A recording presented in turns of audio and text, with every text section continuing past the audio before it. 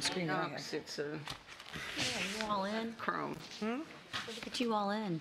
Me or my I did mouse it not before. working? I'm sorry. It would help to have it on, huh? Didn't you just miss me? It would help to turn What's the that mouse one? on. Oh, I'm sorry. I hit the other one. Thank you. Go there. Yes. Yes. Could you have so many things on I was yours? saying that my mouse wasn't working, but it helps to turn it on. Wish I could see. Save battery. Just saying. Agenda. Why is it not coming? It takes forever. No, this, 9th. Good afternoon. Call the Wednesday, January 9th briefing meeting to order. It's 2 o'clock. You all can see on the agenda, we have several items. Board advisory reports, 3 items under executive services, 1 under human resources, 2 under operations, public comment. Are there any good of the order items? No one? Okay, let's get started with board advisory reports. We don't have anybody reporting orally today, just what we read. You only have, twice a year you have people that come and give verbal reports, and twice a year they just give written reports. Okay. Fantastic. Then we'll move on to policy 4.35, Head Start eligibility. Good afternoon. Good afternoon. Thank you all for your attention. We just, each year we have to revise the Head Start eligibility, recruitment, selection, and enrollment criteria based on the program performance standards. And so I'm just here to share with you 2 small changes that we're proposing this year. You may know that in Head Start, in early Head Start, we typically have more students apply for the program than we actually have slots. And so because of that, we have to, once they meet the basic criteria, which is age requirements, income requirements, then we have to take a look at what risk factors they might have so that we ensure that we're serving the neediest of the needy children. And so what you're looking at is the criteria that we set based on our community need. And so this year we're only making 2 revisions. One in 2A, you'll see it in red. It says only, and it was just for clarification as to the year. There were some questions about that, so we added only to that. And then on page 5, we changed, it used to be just for only expectant mothers that had substance abuse, and we just broadened that a little bit to include families, parent and caregivers. So those are the only 2 changes for this year, but it does affect our board policy. Great. Any questions or comments? Ms. Morgan? Just so these policy changes are recommended by the policy council, correct? Or is this a recommendation? By program staff and policy council. Okay. That's correct. Thank you. Ms. Gittens? Just to make sure I understand the points on the site, is that the points are used to select children, or? Yes, basically what happens is that if families apply, and so say you have 2 families that both meet the income guidelines, then the next question is how are we going to choose which child gets in? Say there's only 1 slot, so which child gets in? We need to have some kind of method for prioritizing the greatest risk factors, because that's what the guidelines say. We should serve the most at-risk students. And so you would look at a child whose family might have a 9th grade education as opposed to somebody who is in college. The 9th grade education family would get more points for that particular risk factor. Kudos for putting in the abuse issues, though, because that's a big deal. Absolutely. It does affect our children. Any other comments, questions? Don't have anything, Mary. Thank you. Okay, thank you. Appreciate it. Next, we have policy 5.26, professional standards. Dr. Pruitt and Mr. Brown.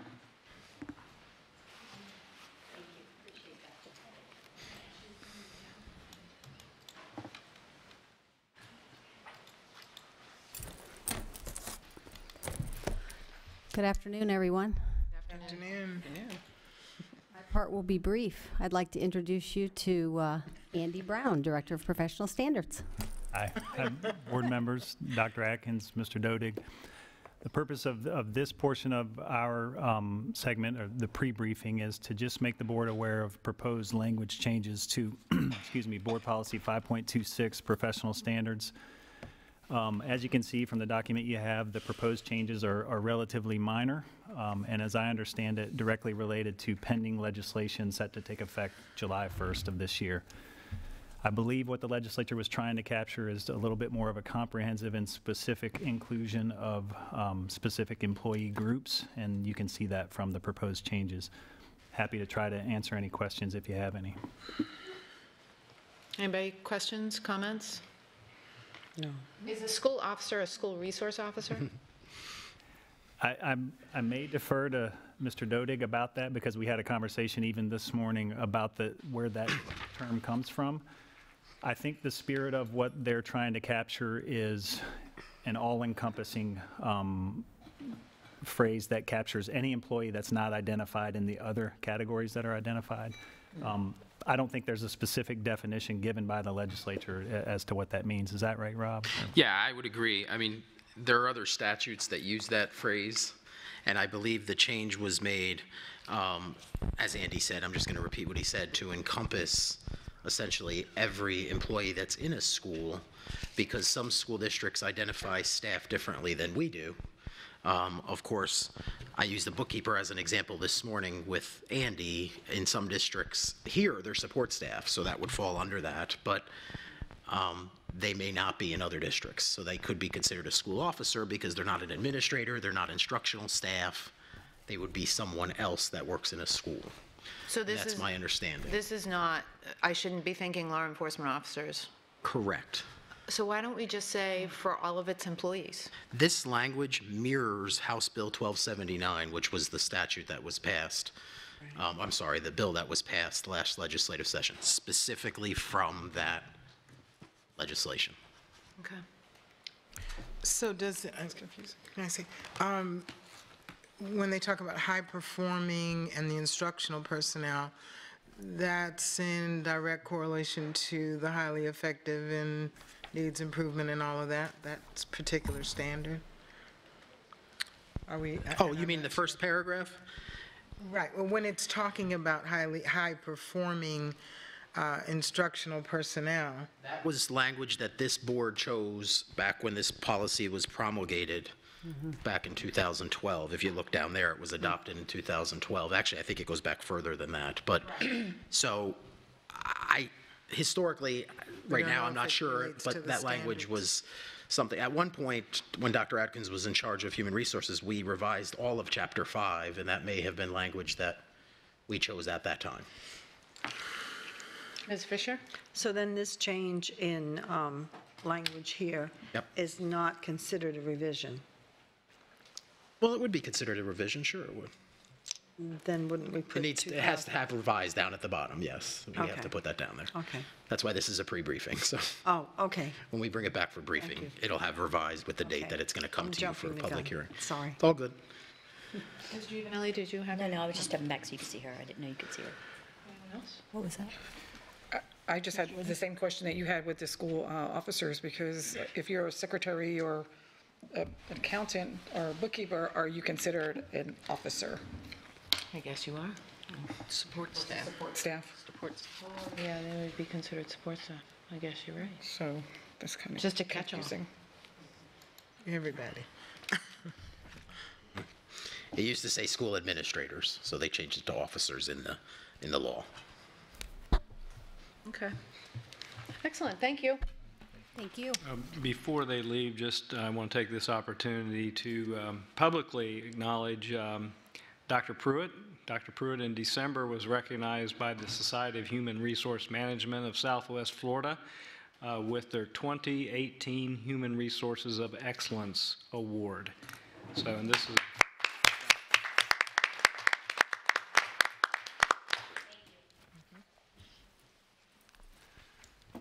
Can I add that that's not one of those awards where you like go online and apply and put your name in? It's like one of those really, she was recognized for what she's done kind of awards? Yeah, the award recognizes individuals who have received a high level of excellence in HR and who are not only engaged with HR professionals, but also within their community. And those of you who know Dr. Pruitt know that she's highly engaged in our community. So, Great, thank you. Next, we have Student Policies and Procedures, SP&P. Dr. Creel, I believe, is going to be joined by Ms. Duncan and Ms. Bowen. Bowen, how do I say that? Owen, that was right. Bowen, thank you. Your backup material was super short. We thank you for that.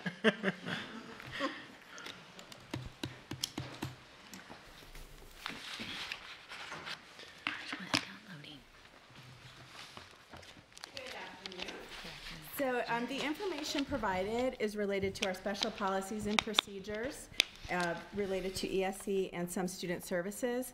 We update our plan every 3 years, but in the interim years, we provide basic updates to dates, some wording, language. So this year is our second year, so it's not a full revision, it's just simply updates. In your fourth slide about state changes, the states mandate some changes, and you can see it's basic changes. Like in one section, they have us change the word child to student, change most to all, and then we have some district changes, and here we have information that's specific to our school district. So in section A for restraint seclusion, we updated our data and our goals. We updated our information for parent request, our best practices for inclusion, and data and plan for increased participation of underrepresented students in our gifted programs.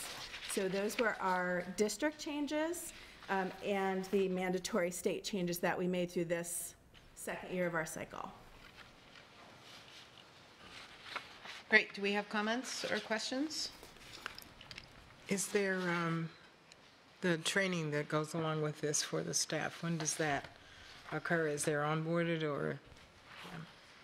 So for any necessary training of our staffing specialists, we have, next Thursday, we have a staff meeting. So we'll identify any information they need.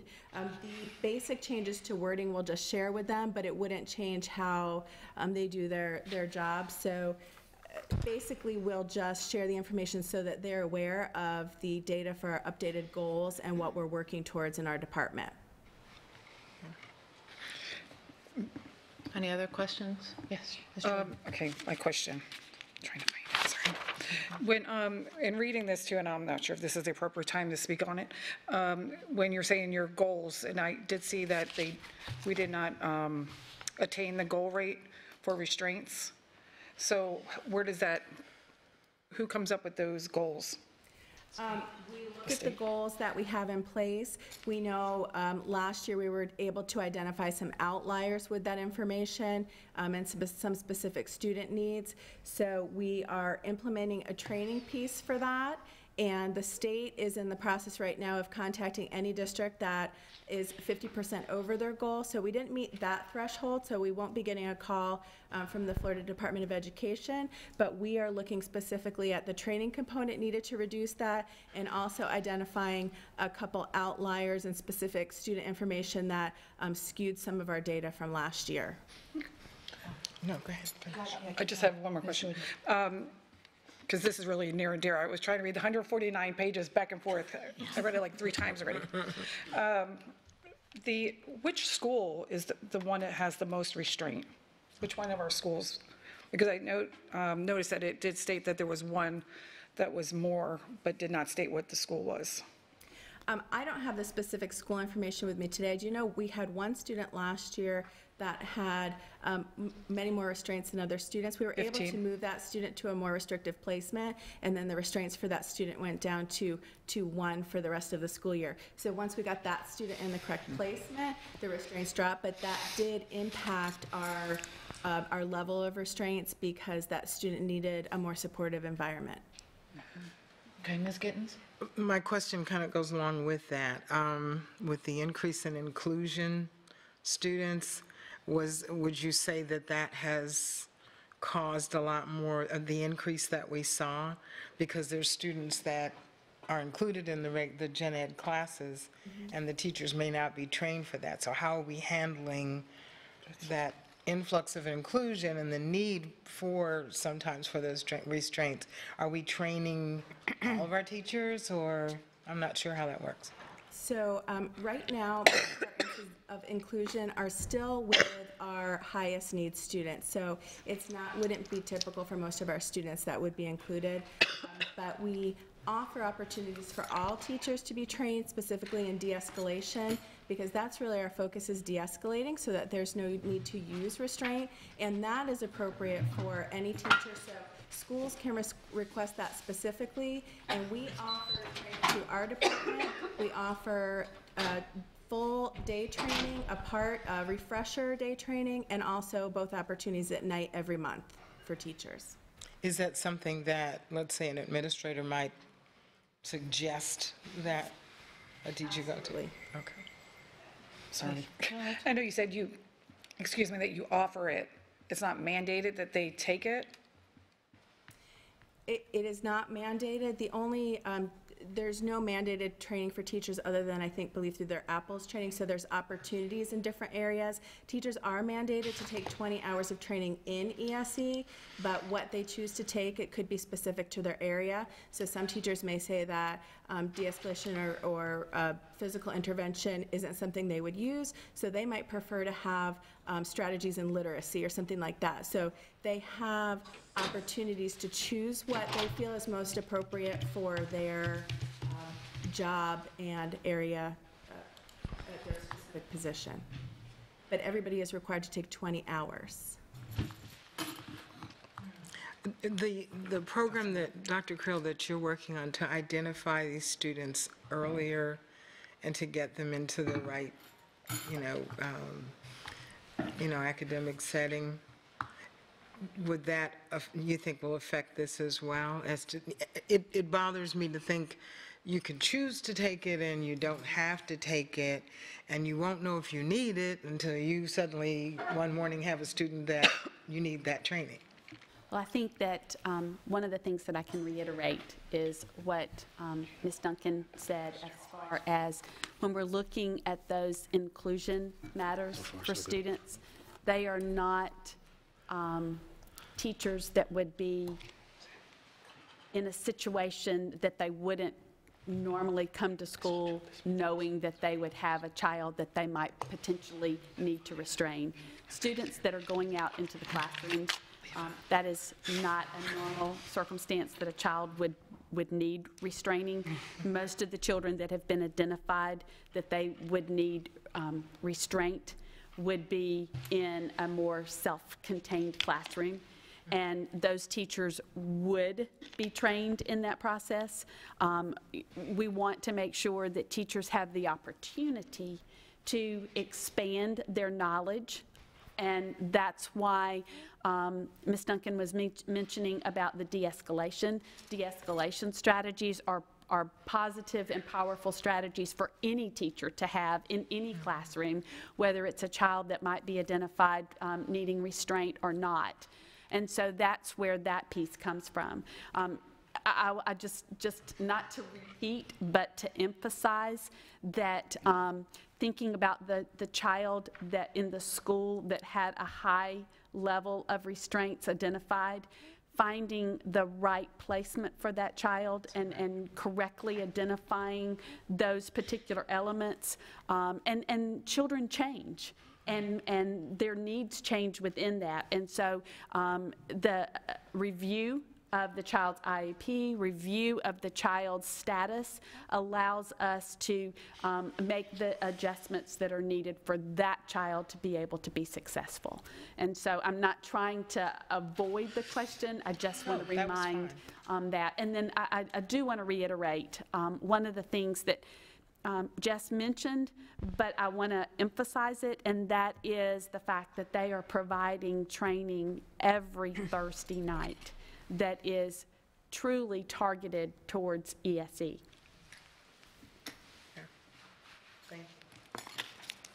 Any others? I have a quick question. Just to follow up on what Ms. Jordan asked, who sets that goal at the bottom of page 8? Is it us or is it the state?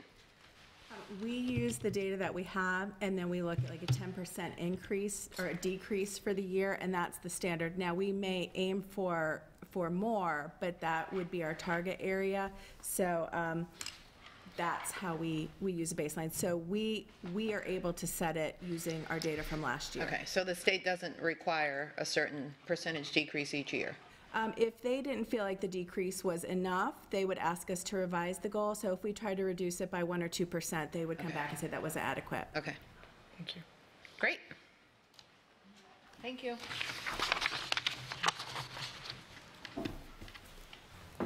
Next, we have the Leadership Development Plan with Dr. Pruitt and Ms. Harrell. Did I say that name right? Yes. Thank you. I know you, Ms. Harrell, I just don't know how to say your name. You did it just right. Thank you.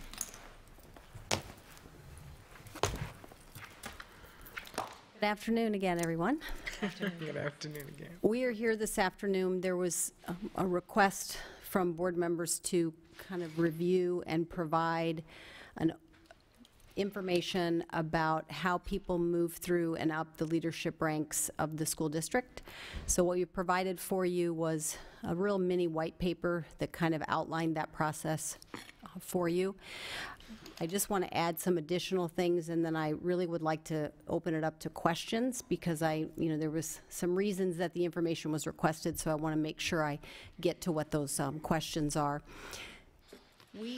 Up until Ms. Harrell came on, this is her second year in the role, Executive Director of Recruitment, Professional Development, Leadership, and then, of course, we gave her the opportunity of athletics now. And so the first year was really about getting our arms around the Professional Development Department coming into the Human Resources Division, really going to work on that HR retention plan, which I was happy to let you all know resulted in a 2% decrease in our turnover, which resulted in us not having to hire over 100 teachers that we otherwise would have. So this year is a little bit more focus on really looking at this leadership continuum and really focusing on what we're doing to develop leaders, because as we know, our administrative workforce is aging, and we're going to be needing to bring up folks through the ranks. And so we've really kind of set that foundation in place to try to make that happen. As you know, we have the career ladder, which was established when Dr. Atkins was in Human Resources, and the goal with that was to make sure that we provided opportunities for teachers to make more money and not have to leave the classroom. And that created a great opportunity to have a foundation which allows us to not only have those opportunities for teachers to make more money and not leave the classroom, but it also serves in some cases as a training ground for those who are interested in moving up through the ranks, as indicated in the paper. And so that has really been a great sort of area for people to kind of get their feet wet if they are interested in pursuing those leadership opportunities. And then from there, they can go through the assistant principal pool and so on, and then up through the ranks of the principal pool if that's what they are interested in. I think some of the key points that I would like to make is that part of how we have redefined the professional development that is given in these circumstances are really as a result of the work that started when I first came on board at really looking at the data and what are really primarily teachers saying about their leaders and what needs to improve with the leadership in schools. And that was really kind of the focus. And it started with exit interviews that may or may not have been completed and no real actionable data, to now we really have a system where we're collecting that information through exit interviews. We look at the flight risk, we look at the turnover data, we look at obviously all the student achievement data that the school has and other, the attendance, the behavior, all of that data. And then the climate survey, which we've had 2 full years now, which has provided some actionable data, but that has really given us, okay, what are our issues relative to leadership, and what do we need to do to make that better? And so that has really been the basis for that work, so that we're not just kind of pulling things out of the sky to say this is what we're going to provide professional development. And that led to the introduction of the Crucial Conversations training, which we have been doing. We started that training in July, and we've trained 164 district administrators to date. Then the next piece we added on was Getting Things Done, which is to help with the organization and that type of thing. We've trained 72 administrators. Then the next piece that we're going to be adding is influencer training, and that's kind of the next step about how do you motivate, how do you inspire, collaborate as a leader, as an administrator.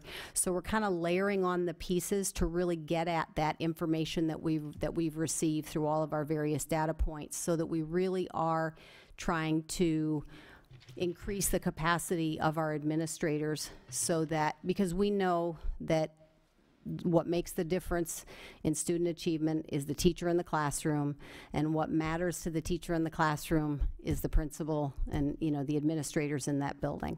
And so that's really been the focus of what we've been doing and why we've been, you know, moving forward. The other thing is this is our first year where we have principals that are on performance plans, and that's as a result of that information and looking at all the data and really putting in those plans have, you know, very specific action steps, and they have benchmarks and things that have to be accomplished and reviewed. And so we really feel like, again, it's been, you know, one step at a time, moving in that right direction to make that happen. So from there, I really, because again, we provided the mini white paper there, Lynn and I would just like to answer any questions that you may have, or any additional information that we have not provided that we can provide you in the future. Ms. Giddens? I didn't even get my hand up, you saw my eyes, right? The question I have is about the pools, and especially like the AP pool. We all know over the years it has changed and flipped and changed many times, the process and all of that. And at one point, the participants in that pool were ranked as far as not ability, but time on the list type thing. Is there anything, in other words, if somebody has been swimming around in that pool for a long time, you know, does that come to the surface? Is there anything that's done to help that individual, or perhaps lead them to another direction and saying, you know, this is really not I want to talk about what you the did. path for you? I would be happy to address that. Pardon me, I'm getting something, I don't know what it is. Just stay over there with it. Yes, that's why I'm over here and you're over there. Yes, we do. After, again, as Dr. Pruitt stated, I just took it over, and so that was part of the issue for me, is to go through and see how current the membership of that group was. And so we have anybody that was beyond the 6-year mark, we made them reapply and go back through the process and refresh their experiences and their resumes, because sometimes they sat out there just waiting, but as you know, education changes every year, and so do you have to change. And then anybody that has any questions in terms of what do you think I need to do to get to the next step, I meet with everybody individually who requests an appointment. Anybody who goes through the assistant principal pool assessment or the principal pool assessment, whether they get in or they don't, they have an opportunity to meet with me one-on-one, and then I go through with them and we look at their resume together. I make some suggestions about things that you might consider that would help them be more powerful, if you will, as a leader. And as you've stated, sometimes the power comes in, maybe you need to choose another path. Have you considered doing something else that you love and you care about? Because for me, it's about finding the very best leaders for the schools, because I know that that will make a great change for everybody, for children, and that's what matters the most. Does that answer your question? Very much so. Thank you. Any other questions? Please, Ms. Hall.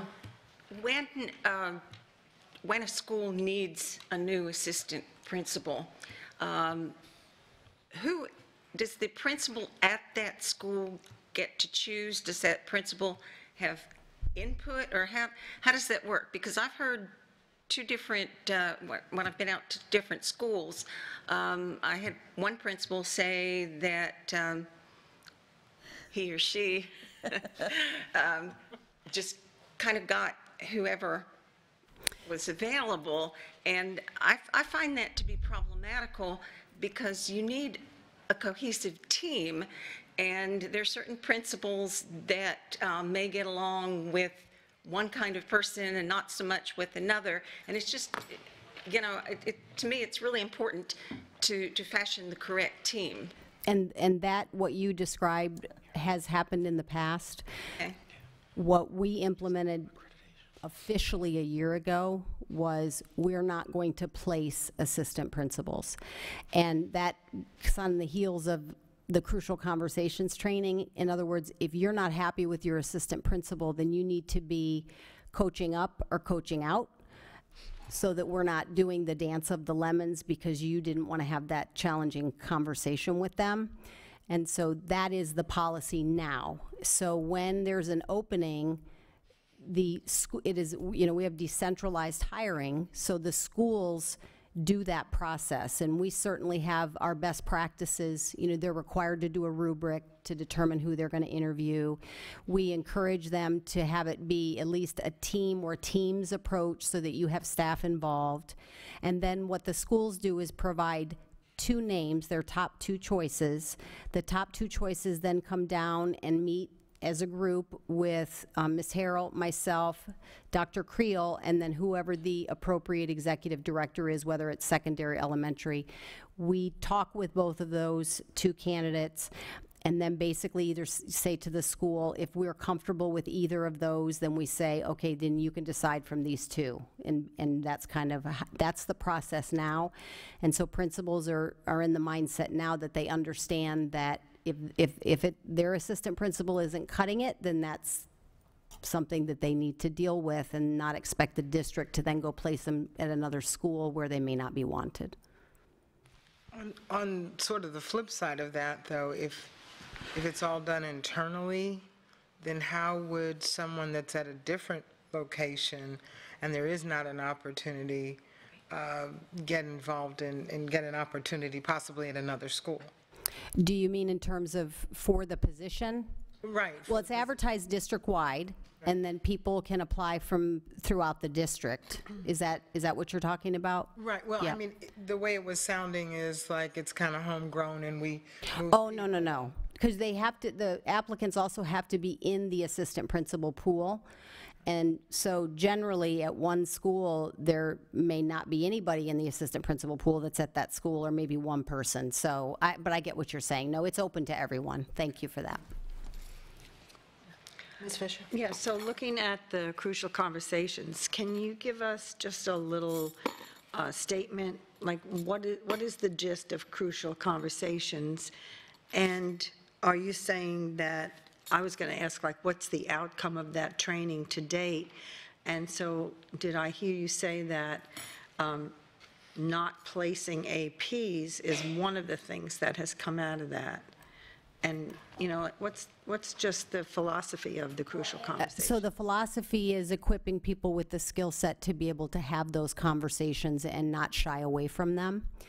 Anecdotally, I don't even know how many emails and phone calls I've received from administrators that have said thank you because they were able to plan out that conversation ahead of time and knew and had the practice depending on how the response was based on the other individual.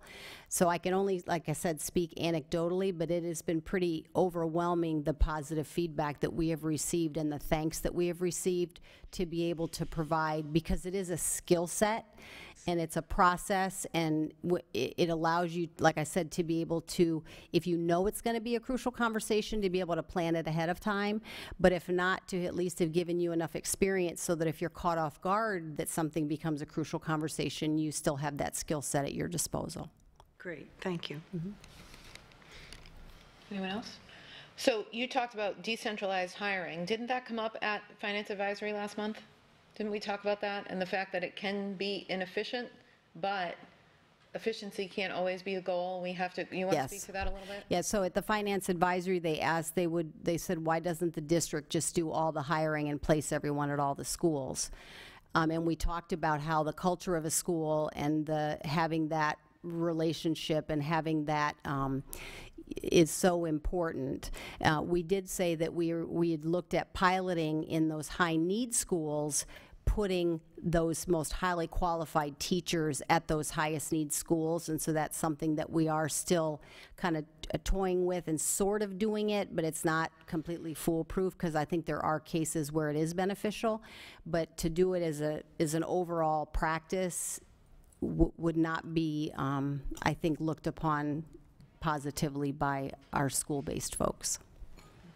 And then my question is, can you give an example of an MBI question, a motivation-based interview question? What does that mean? So, all right, so generally we've done behavioral interviewing, which with the premise is that past behavior would predict future behavior. In a standard behavior question, I might say to you, Ms. Patrica, please tell us about a time when you supervised a group of individuals to complete a task. And I'm looking for you to provide me an exact example of that. What escalates it to an MBI question is, tell us about a time when you struggled to get a group. It's a very subtle difference. When you struggled to get a group of people to complete a task. What we're looking for in an MBI question is your attitude about that. If you say to us, well, it was, here's my example, and there was nothing I could do. If you sort of have a defeatist attitude and but if you say, oh, here's what I did and here's how I accomplished it, it's very subtle, but what it tells us is you are someone who believes that you have control over your circumstances and how you react to those circumstances. Another way we describe it is you come up to a barrier and someone who, who a good candidate is one who says, okay, I'm going to figure out how to dig under it, I'm going to go around it, I'm going to jump over it, I'm going to blow it up, versus the candidate you don't want that says, well, there's a wall there, I'm done, right? So it's very subtle, but it's amazing how you can pick it up in interviews with folks when they answer questions just by the way they answer it. And then, can you sort of walk me through in a really skeletal kind of way, what hiring the Lee County way means, and talk about whatever training that our principals have gotten with regard to that? So basically, the hiring the Lee County way has evolved in many things as we've added layers to it over the years, but it is the idea that the process that you use at Trafalgar Middle is the same process that you would use at Cape Coral High School, meaning that there is a qualified pool of applicants that apply for your positions, that you screen those candidates based on a rubric. From there, you interview those that screen through that rubric, that you used for teaching positions. We have acceptable questions that schools can draw from, so we're using standard questions across the district that are used.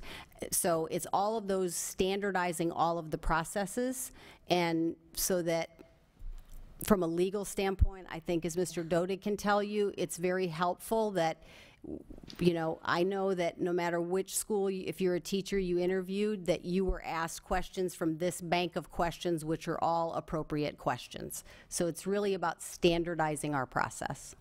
And how do we know that principals are utilizing that process? So we do training and do like reviews, or not the full training every year. It's part of our process to kind of go through it. New assistant principals are brought through it, in a more comprehensive and sort of aggressive way. And really how we know is, I hate to say it, but because we're not having issues and because there's not lack. The other thing is, now one of the additions we made is the rubrics are uploaded into PeopleSoft. The questions are there in PeopleSoft, so they're there for viewing, if a question comes up. And do they do the answers are electronic as well? Well, How long they, does that- they are supposed to upload when they print it out, because and they upload that select, right, we give them some choices, like, we don't say, these are your 10 questions. We say, you can draw like one from here, so there's a whole bank of them.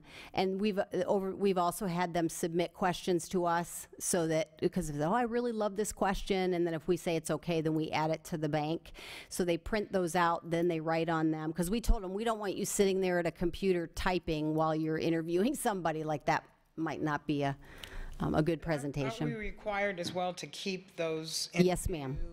papers and questions on file? That's why we ask them to upload them into PeopleSoft. That way they don't have to keep them at their school site, which, and really, honestly, some of that came out of some issues that arose a couple years ago, and saying, okay, how are we going to streamline this so that we don't have those issues?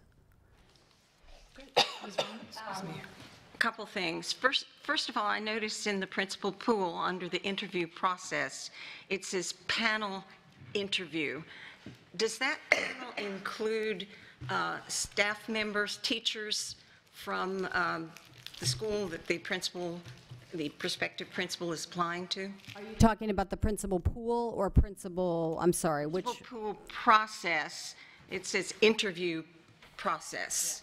Okay, that's just specifically to get into the principal pool. Okay, that's So not let to me get speak to what I think you're asking me. asking about getting out. And so we honestly have done that a variety of different ways, and that is just based on a lot of different factors. At the very least, what happens is there's feedback and input that is gotten from the school by the executive director, so they kind of get a theme or an overview of what would be a good match for that school. And in this last round that we had, with having all that information, we then went to a larger group where we had all of the chiefs were present. We had the executive directors, Lynn and I, so we had a wider range of folks, and then we knew what the schools were looking for, and then went through that process. And then, and then Dr. Atkins was involved on the one-on-one part of that relative to our recommendations about those things.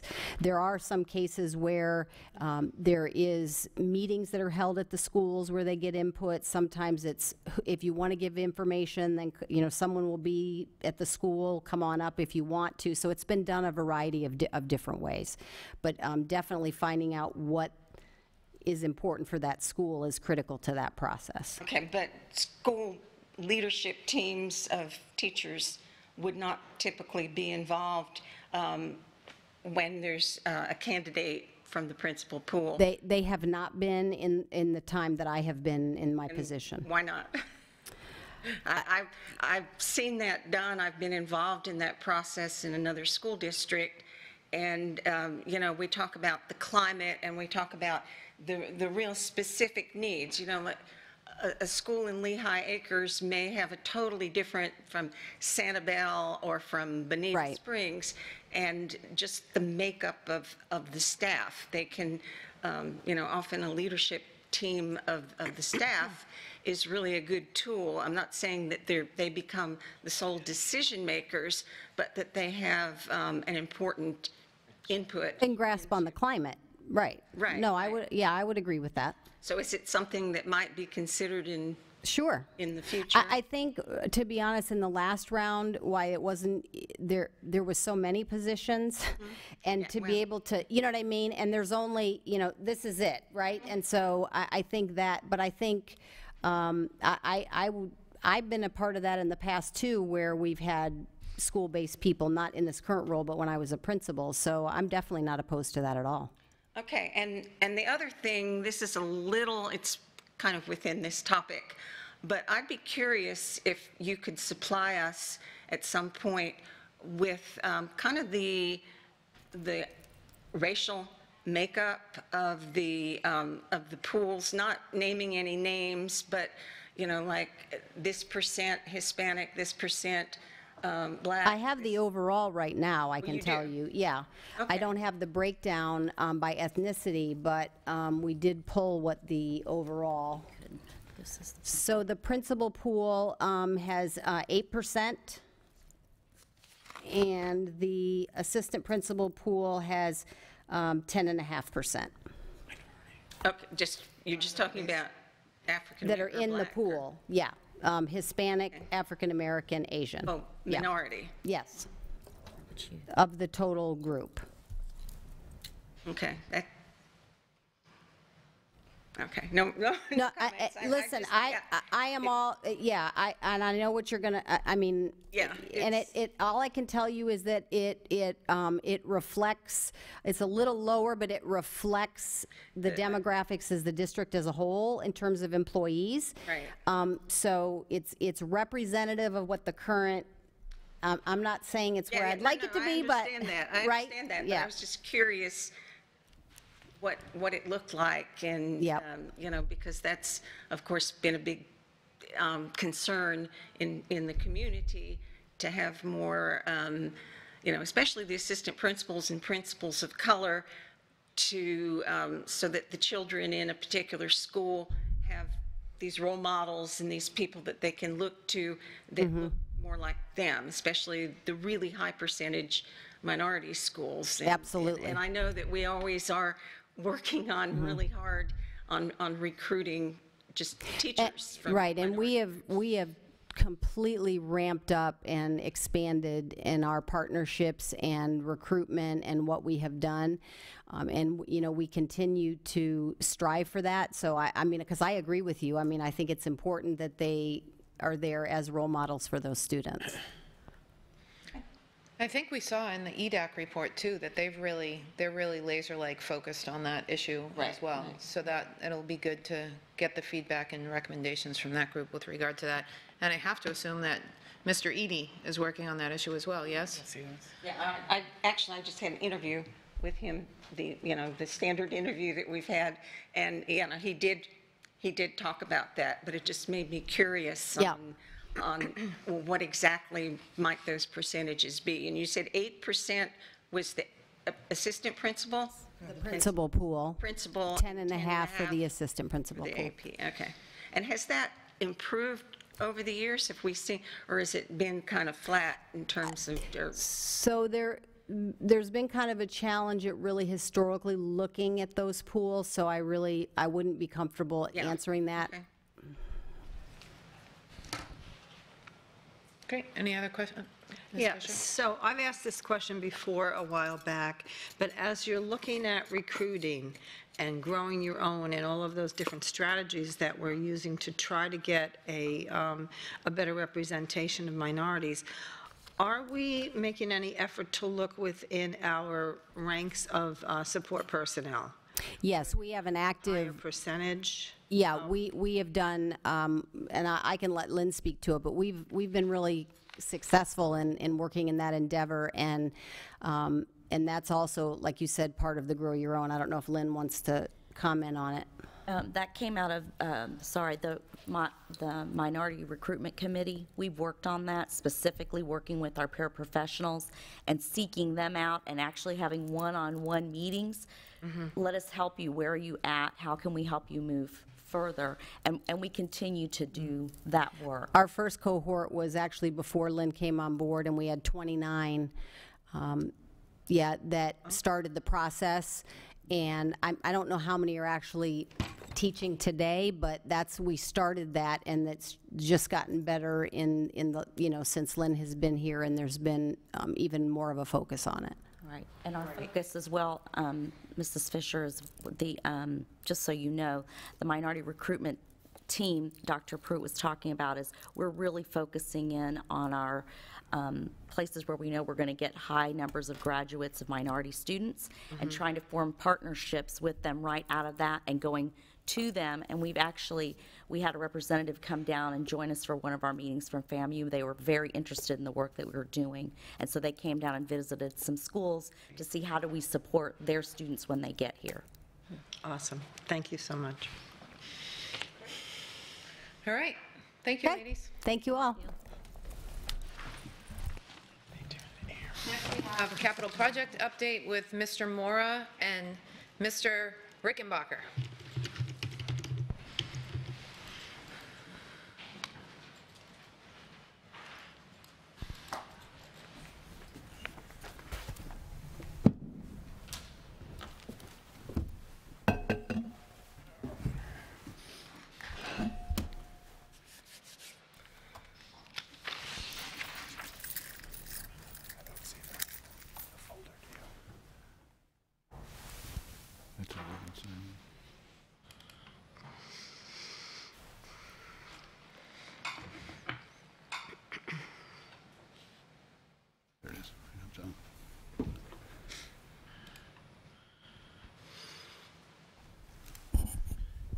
afternoon, board members, and good afternoon, board members. I'd like to wish you a happy new year. I hope 2019 is off to a great start for you.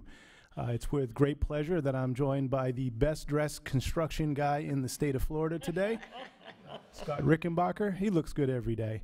He looks even better with a construction helmet on. But today we're really excited to share with you the update. We have one project that we're super excited about that started in earnest over the break while we were all resting. We've already started to do some work at Lehigh Senior High School. So with that said, I'll turn it over to Scott so he could provide you that update. Good afternoon, board members, Dr. Atkins, Mr. Dodig. Welcome back from the break. First project I want to discuss is Lehigh Senior High School, the addition and renovation. Your team approved the total project funding back in December 11th, and expediently we got into the superintendent's office, got the contract executed for the construction manager, and we actually mobilized over the Christmas break and have begun some minor demolition and preparation for the big work, which is anticipated to begin on the 9th of January. Actually, today. In addition, the project's substantial completion is set to be July 19th of 19. So we're right on track. It was a great effort by everyone, and we're very appreciative in my division of your support. Yeah, this project, before we move on to the next one, has a very tight timeline. It logistically needs to be run to precision in the coordination with the principal as well as the staff there, because some of the remodeling will happen while the students are in the school. So something that we're watching keenly and working closely with the staff on. That's great. Moving on to high school MMM out in the East Zone. January 30th, we will be presented with the 70% construction documents, which is going to tighten our project estimating budgets that we've been bringing to you over the past 2 months to give us a much closer and probably within a 5 to 10% value of what it's truly going to come in at for the GMP. We're still communicating with emergency management in regards to the shelter, the design, and the funding. We've actually got a concurrence at this point in time where we're going to go down to a 180 mile per hour rating with very specifics that is accommodating to EOC and serves the purpose rather than going to the concerns, which was a new ICC 500 code, which had a potential of $1.6 million in value. And we had that validated by Don Whitehead up in the Department of Education in Tallahassee, concurred. So we're moving towards that, and we'll start hammering out the values and the dollars and the participation amount. In addition, the Army Corps and the environmental resource mitigation requirements we're still waiting for the final determination as to the mitigation credits and the cost thereof required for the site. Our worst potential exposure at this point in time is $1.4 million. That's the high end. I want to report the worst case scenario. We're hoping that it will come in slightly less than that, closer to 1.3. We've worked with a mitigation bank, EcoSolve. We have to provide a 30% deposit. And what they've agreed to work with us on as a district is the prices for the mitigation credits have changed in this new year. Prior to the new year, it was $95,000 a credit. It now, through the mitigation bank, is going to $105,000 credit. They've been willing to honor the 2018 price for us, providing, and I'm working with finance, that we have an agreement of understanding with them, and also a deposit, that 30% deposit, to them by the end of January, and they'll honor that savings, which was roughly $43,000. So we're working hard. You may see that potentially, as if it's allowed, a good cause item, but we're going to try and get that savings for the district. Again, that Army Corps permit is expected to be released in June of 2019, and hopefully around that time we'll be able to get our construction manager to advertise and put the bids out for the GMP as well and get this show on the road. And before we leave this particular project, one of the things that we've learned with other projects is it's very important to engage with the community. We're building schools in their community, and we want them to embrace the school. To that end, Scott and I have been meeting with the HOAs of the surrounding communities. In December, we actually went to an HOA meeting with Magnolia Lakes, which, if you look at the screenshot here, it lies to the east, but on this diagram it's to the south, the bottom part.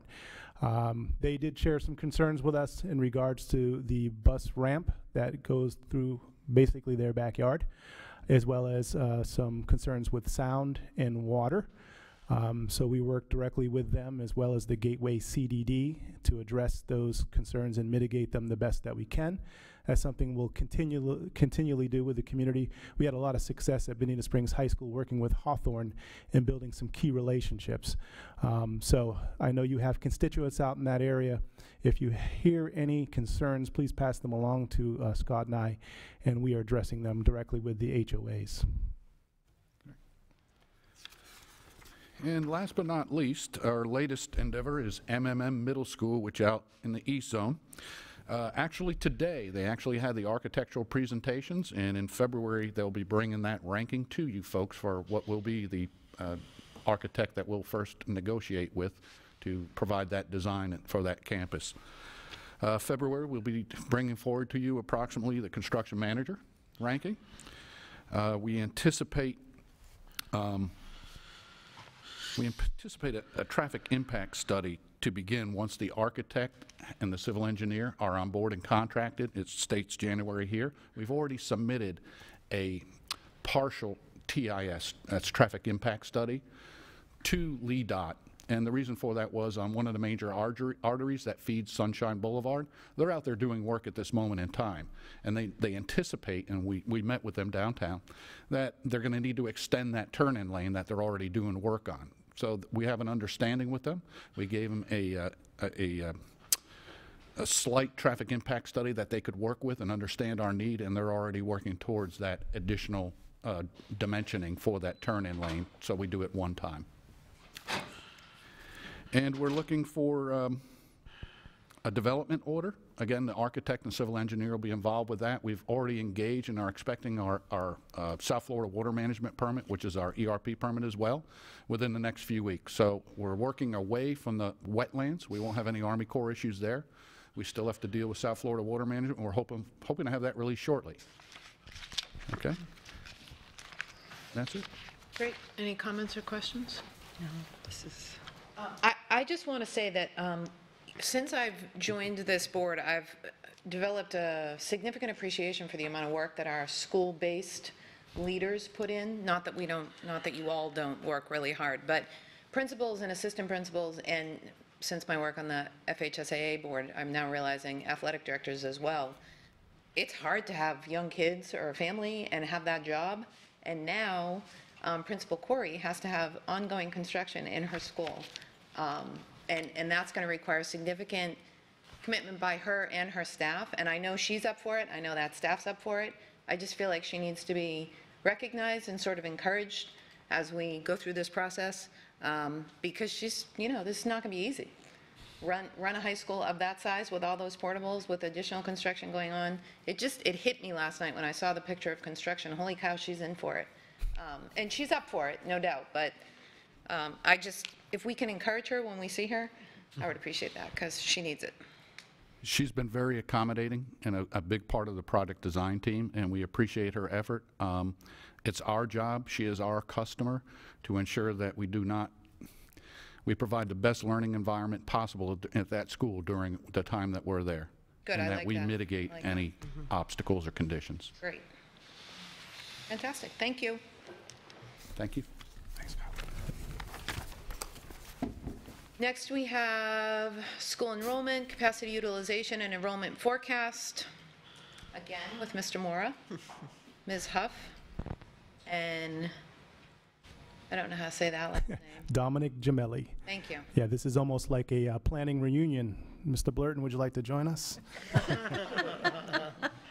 While they're getting ready and I'm going through this and getting the next presentation open, I just wanted to harken back to when I first joined the district. And I joined the district in 1996, and I looked up some enrollment information from that year. There were 51,969 students enrolled in our school district at that time. Wow. It had grown 2,687 students over the previous year. And in the 22 years I've worked for the district, the only other time that we had a greater increase in enrollment was back in 2005, when we grew by 3,776 students. So our district continues to grow rapidly, and we are amongst one of the only 5 districts in the state that are continually growing like we are.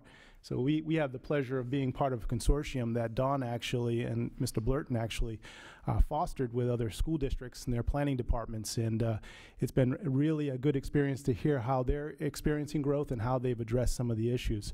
So we're not in it alone, and I think that collaboration with other school districts is very important for us to continue.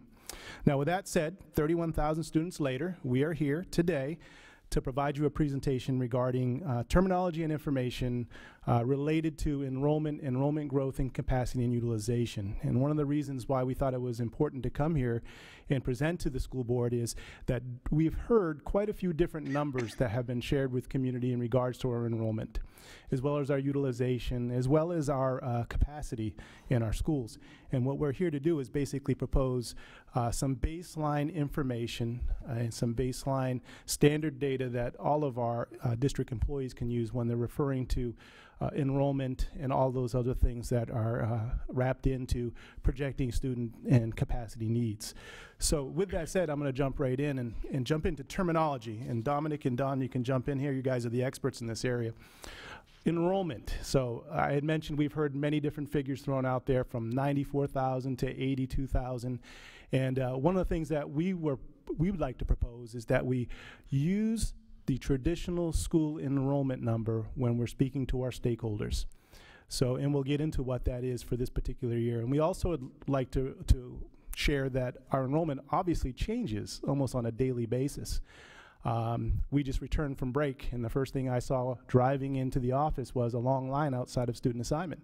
And while we were gaining students, I'm sure we also lost students. So our proposal is that we measure enrollment using cycle 1 data. And cycle 1 data is typically in the first couple of weeks of September. We have a department that already collects that information and also publishes it on our web, Accountability Research and Assessment, which is in academic services. Dr. Itz's shop actually collects that data and reports it. And in that report, they do include charter schools, but there also is a report that excludes them. So our enrollment that we use from a planning perspective for facilities, and I think also from a budgetary standpoint, is our district schools only, not including charter schools. So that would be pre-K through 12th grade. And the other key term is school capacity, because there are different types of capacities.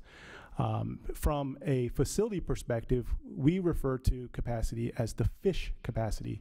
And FISH is an endearing word. It stands for Florida Inventory of School Houses. And it's basically something that the State Department of Education has formulated. It's based on the student station count for a school times or multiplied by an FDOE utilization factor. And the utilization factor is different for each level. And it's right there on the screen, so I won't go through them. The premise is that at the high school and middle school level, they're departmentalized and they have elective classes, and there'll be students changing classes at different periods a day. Whereas in elementary school, it's more traditional for them to be assigned to a particular room and only move to specials or other activities on occasion. A good example of a capacity calculation is, let's take a look at East Lee County High School. It has a student station count of 2,057. You multiply that by 0.95, and their capacity in FISH is 1,954. Now that doesn't mean that's the capacity we roll the school to. We also have something called a program capacity, and program capacity is based upon the need that we have in that zone for student stations, as well as the program the school might have. Art schools are very unique, performance art schools, and they might have fewer student stations than they have for in program student stations. They do FISH student stations. So it all is dependent on the school, the location, the need, and the programs in that particular school. But for our purposes and for FDOE purposes, it's that FISH capacity that's very important. Another telling factor when you work with enrollment and utilization and capacity is the utilization rate, because it speaks to how crowded your school is or how over-enrolled it is or under-enrolled. So it's basically the percentage of a school's capacity occupied by students at cycle 1 compared to its FISH capacity. So if you look around the district, our utilization rates vary. And our zones like the East Zone, they're very high. If you go to the West Zone, particularly at the middle school, they're on the lower side. I would say that none of them are low. We do have some elementary schools that are in the 60s, which means they're underutilized. So that's utilization rate. Enrollment growth, and I've heard that term thrown out there as well. We've grown between 1,800 and 1,300 students over the past 5 years, and that's pretty accurate. This past year, we grew by around 1,300 students. So it's actually the measure of annual growth year over year at cycle 1. That's what we use in planning for a baseline. Now, I want to point out that's the net gain or loss. I mean, for instance, we could enroll 1,500 new students in a school year, but lose 500 of them. So our net gain is only 1,000. So there's mobility in those numbers as well.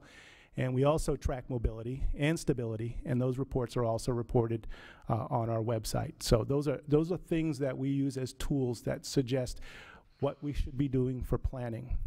So I'm going to jump into projected enrollment growth because you really have to have a good handle on what's happening in the district as far as growth is concerned, because that is the underpinning for planning comprehensively in the district. So I'll turn it over to Dawn to talk a little bit about the district model that we've been developing.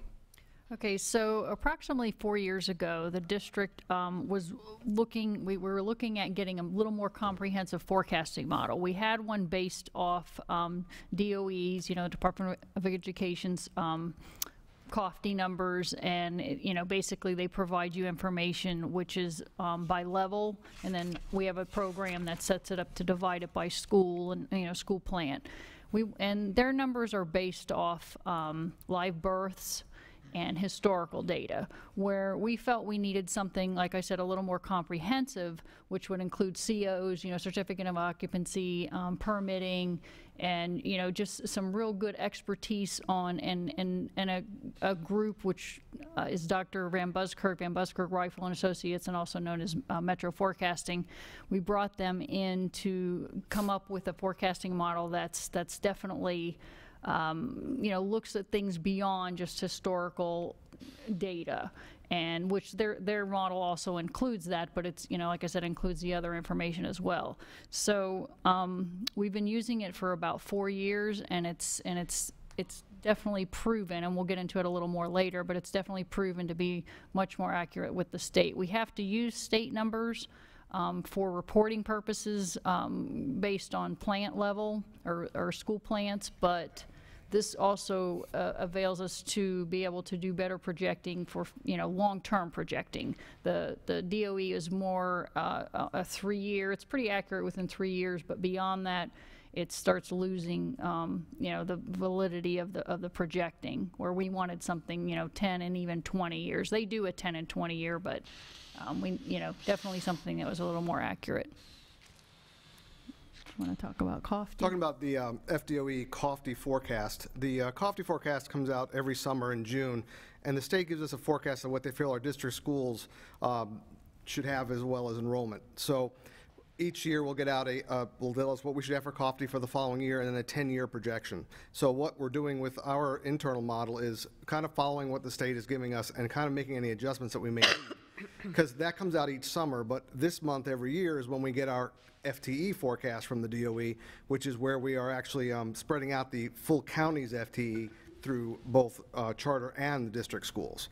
So there's two things that we work with there from the state, as well as our own internal forecasting, and mesh it together to make it work. So that's a bit of an overview of the terminology and the tools that we have in place, but more importantly is reporting of this information, because I think it's important that the information gets in the right hands of the public, as well as our board members and all of our staff members. So our plan is to annually, after cycle 1, is to establish this baseline data, make sure we're consistent in our communications, and ensure that we're using data that's driven by elements that we're reporting to FDOE. So if any of our stakeholders wanted to go to the FDOE webpage, pick up the enrollment data for our county, it would be very consistent with what we're reporting and what we're sharing with our community. So how would we do that, in what format? Well, presentations to the board. This is something probably we should have done after cycle 1, and I'm hoping that going forward, that after cycle 1 that we're presenting up here again. Publishing it to the district webpage, so that's apparent to all of our stakeholders, as well as distributing it to the district leadership, so everybody has the correct and consistent data that's accurately reported. So just to share with you some of the data from this particular year, we already talked about our enrollment. This is our enrollment by level for this year, cycle 1. I forgot to mention September 10th, 2018 was when this cycle data was collected. We were at 82,949 students. And like I mentioned before, this is not consistent throughout the school year. It can go up and down. As a matter of fact, historically, we see declines in certain levels and increases in others. High school typically takes a decline over the school year. Elementary increases, and the middle school stays about the same. And again, there's a lot of mobility in those levels, so we got a lot of kids coming and going. So we get a lot of new students, but we also lose students. Utilization, this is also, again, a very key calculation for us to make because it suggests whether we have the need or forecasted need for new schools. At the high school level, you can see what our total enrollment is, what our total fish capacity is, and what our utilization rate is. It's around 98%. Now, that's district-wide. I'm certain if we looked at just the East Zone, all of our schools are well above 100% utilization. And of course, we have a brand new school that only has 2 grade levels in it that's utilization rates quite low right now. So that has an effect on that calculation. And then you see the middle at 95. Elementary is at about 90. Now, elementary is interesting because, again, East Zone, very close to capacity. If you go to the West Zone, we have some very underutilized schools in that area. This is our enrollment growth from a historical context for the last 10 years. Again, you can see that we've grown steadily over the years. We only had 1 year, 2009, 2010, that we had some negative growth. But other than that, we've had some very strong growth, as I mentioned before, that compares pretty strong against a lot of different districts. We are amongst the highest growing districts in the state. We talked about enrollment projections, and I know one thing we learned from Dr. Van Buskirk when we were developing our model, if you get out past 5 years, your accuracy declines. So we're proud of the model that's been developed for our school district. I can't remember what the variance or the margin of error is. I know it's less than 0.5%. It's very tight. So we'll continue to look at that and tweak it so it's even better every year. But you can see out over 10 years, we'll be close to or over 95,000 students. So that's an implication for a lot of people when you look at projections. That means, do we have enough seats for those kids in 10 years? Do we need to acquire land? Do we need to dispose ourselves of land where the growth is not occurring? So we look at growth not just as district-wide number, but we look at it from a zone, sub-zone, as well as level. Those are all important concepts. Go ahead. Also, even though we have a separate forecasting model from what the state has, the state actually recommends when we go to planning conferences, of course, DOE is there, and they suggest that school districts have these. And not too many of them have them, so we're fortunately a little ahead on that aspect of it, but they do recommend that you have an internal forecasting model. So why is it important to do all this work and collect this data and analyze it and project? Because it's very important to comprehensive planning. All of our municipal partners do comprehensive planning. They have a comp plan. And we are part of that comp plan. But for us, it means that these things drive what our future facility needs are. How do we determine where we need schools and where we need to build them is driven off of looking at these projections. I mentioned property acquisition and sale, long-range capital planning. There might be some zones where we don't need schools, and as a matter of fact, we might have the ability to condense schools or combine them. That's something that we need to consider. Transportation, big implication here. Knowing where our growth is will actually speak to how we acquire buses or other equipment or garage facilities. Routing is based upon where we project students will be, the placement of compounds. The student enrollment plan is driven off of projections and what our enrollment looks like. Staffing, I know that's something that Dominic works very closely with budget on and allocations on an annual basis. They use, as he mentioned, these projections. And recruitment, I think it should drive recruitment. Where do we need teachers? Where do we need to recruit them? At what level? And lastly, I know we have the great pleasure of collaborating with municipalities, and I just met with the fire chief down in Bonita Springs about co-location of fire stations. I think there's a real great opportunity for us to work collaboratively and co-locate things so we can gain some more efficiency and some financial savings. But you have to have foresight to do that because planning takes quite a few years. We might miss the opportunity down in Bonita to do that, but if we had done that 2 years ago, I think we probably would have had a fire station there on Imperial Parkway too, which would have been a great effort, collaborative effort for both us and the city. So with that said, those are the numbers for this year. Our hope is that every year, annually, you'll be briefed on these numbers. You'll have an idea of where we're growing. We have a lot more detail. I didn't want to bore you with all today, but if you have an interest with any of the detail here, if you want to know about growth in a particular zone or in a particular level, we have that information. We have enrollment information, and we have a multitude of data. It's just about packaging it and presenting it in a fashion that people can use. Great. Ms. Gittens? Is it true, I mean, I've heard this, I'm not sure if it's true, that we have to have a capacity utilization of 100% in order to build a school, is that correct? Yeah, you have to demonstrate to FDOE facilities that you have a capacity need. You don't necessarily need to be at 100%, but you have to argue that you need it. We had to do that with Bonita Springs High School because we had not done our 5-year plan. We had not renewed it at that point. So Dominic and I'm sure Greg Blurton worked very diligently on putting that together, that spot survey. But yes, yeah, we have to prove to the state that we have the capacity need in the area that we are planning to build. And that is a challenge for us because they'll look at our district now and say, a new elementary school in the east, you have seats over in the west zone. Not understanding that that's very expensive to transport kids across the river. So it's a challenge, but that is part of the rule. Other questions? Ms. Giovanelli?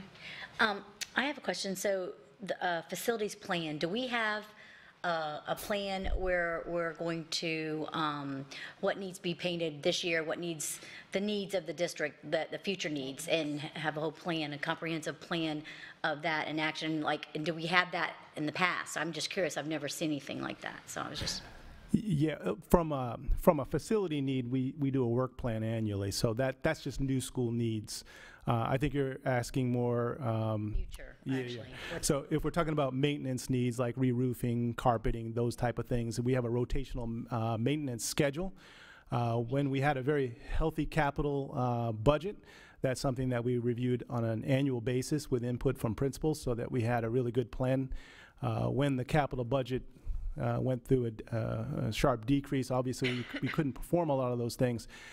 In preparation for the surtax, the referendum, our maintenance department, as well as our whole operationals team, looked and assessed our needs, and they have put together a spreadsheet of all those needs by year, by school, and by the type of improvement they need.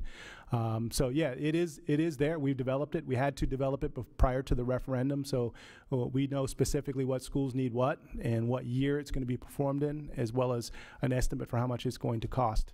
Again, it's in a spreadsheet format. I'm not aware if there's I know we were working towards putting something together so we would have a more I would say a more accurate school-by-school piece of information that the public could see.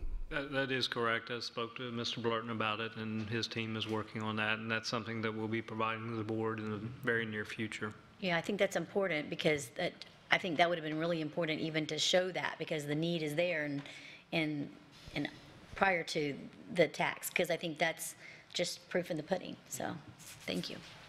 And I know I had brought that up earlier because what the public received was the list saying these are the things that if the tax is passed, that will happen in your child's school. And to follow up, I think it's really important for us to say the same format next to them to say this is the amount that it will cost and this is the approximate time it'll be completed. Yeah, and I think that's what we're working towards, Ms. Gittens. Ms. Morgan? Yeah, talking about comp plans and collaboration, it would have been nice if we had sat down with Bonita Springs 7 years ago and said, they're planning to do a library, they're going to need more firehouses, where are we going to have public space for kids? We didn't do it. But going forward, particularly in an area like Lehigh, where the density is increasing, is there an effort being made, to bring everybody together and say, in Lehigh, we'd like to have a performing arts center. In Lehigh, we'd like to have a community park. In Lehigh, we anticipate needing X number of fire stations, or even maybe more than one library. And we're all looking out together 10 years to make certain that our planning is aligned, because we're not creating town centers or city centers, and yet what the public is talking about are neighborhoods, and neighborhoods are really an aggregation of common space for use by the entire public. And I know some high schools have built performing arts centers working with a particular community, and it's a shared whatever. So, and I also think the city of Fort Myers is talking to us about city of Palms, and should we be doing something longer term with respect to common shared field space in interlocal agreements with these various entities? How collaborative? You say you're collaborating. I guess my question, bottom line, is how collaborative is this really? Is there really a process and an understanding that as a county moving forward, we really need to be doing this? Yeah, I'd agree with you. There's a greater effort need to be made there. I think there's pockets of that happening when folks find out that we have a project underway, but it's not comprehensive. It's collaboration because we're doing something. Right. But it's not that 10-year lens of how do we fit in. We've had those conversations in regards to concurrency, and when we have developments being approved in parts of the county that the school district have a seat at the table, and concurrency having a lot more teeth where the developer setting aside land for a school. But even with comp plans, we do work with them, but it's not as comprehensive as it should be. So I think there's a lot of opportunity there, and I think the school district has an opportunity to be that person that actually drives that. We have regional planning. I know that we have representatives on there. Dawn has been there, I've been there. I know, Ms. Morgan, you sat on some of those. But I think there's a whole lot more better effort that could be made there, and we could lead that effort. One example I'd like you to give them is talk about a bit of the Ida Baker project, in terms of running the pipes underneath the road. I mean, I remember back in the day, probably a decade ago, that the district and the city of Cape Coral, that relationship was strained, to say the least, and to get something like that done at that time was literally impossible. But, this team and in our facilities department certainly has been able to work with them and be able to accomplish something that probably they wouldn't have been able to do a decade ago. But if you could talk to them a little bit about that. Yes, sir. Yeah, I think developing relationships and having those dialogues and those connection points is very helpful. And in Cape Coral, just Monday night, Dawn attended their city council meeting, and they approved the easement underneath of Agua Linda so that we can continue phase 2 of the Central Energy Plan at Ida Baker, which is a tremendous savings to us. It's something that they have not permitted in the past, is bringing utilities underneath their roadways, particularly chill water pipes, which they had a lot of concern with. So there was a lot of going back and forth on that. But the compromise was that they had a need to access a parkland to the west of Ida Baker, as well as Oasis High School. So we provided them an easement across our property that we weren't using, so they could get that access to the park and the school. But that also worked to our advantage too, so that our students could exit at the end of the day or enter at the beginning of the day on that same easement that they're going to develop and they're going to maintain. So opportunities like that, and Dawn's also working in something that will be coming forward to you at the next board meeting, is a strip of land on a piece of property we own on Kismet. They are realigning and expanding Kismet, and they had the need for additional land to do that. So we own the property that they needed. So we are conveying that property, or proposing to convey that property with your approval. But the return to us is bringing the utility stubs onto our property, which will be in the future, when we develop that site, a pretty decent savings for us. Or if we choose to sell that property, it increases the marketability of that property. So opening up to opportunities like that and having that dialogue and having those relationships with the municipality are very important, or these things wouldn't happen. But they could also been included in a very comprehensive conversation as well. And one of the things that we've been doing through TCG and working with Dan Oberski's team is having those conversations with the municipalities and the county about what lands do we own, what do they own, what do they have planned for those lands, and is there an opportunity for us to work collaboratively? And we're doing that down at Estero, on Estero High School's campus. So that's something that's still in the works, but we're very excited about bringing forward, hopefully, in the near future. Thank you. Ms. Vaughn.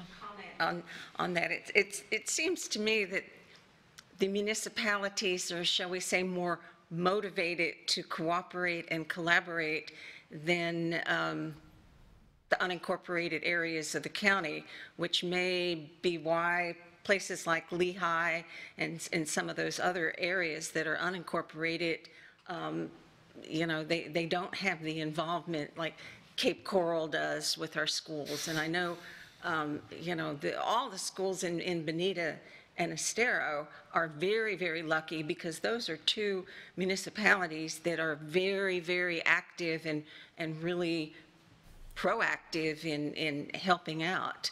So, The county. It's the county's what, job. that's, what do you mean it's the county's job? In Lehigh. Because they're. Oh, in Lehigh, yeah, that's what I'm saying. When you mentioned Lehigh, we're talking about unincorporated areas, and to me, my impression is that our municipalities are more motivated, and you know, maybe the pride in their city. And I mean, when I was at Estero High School, they even, you know, well, what color are you repainting this school? Let's take a look. I mean, that's how involved they are.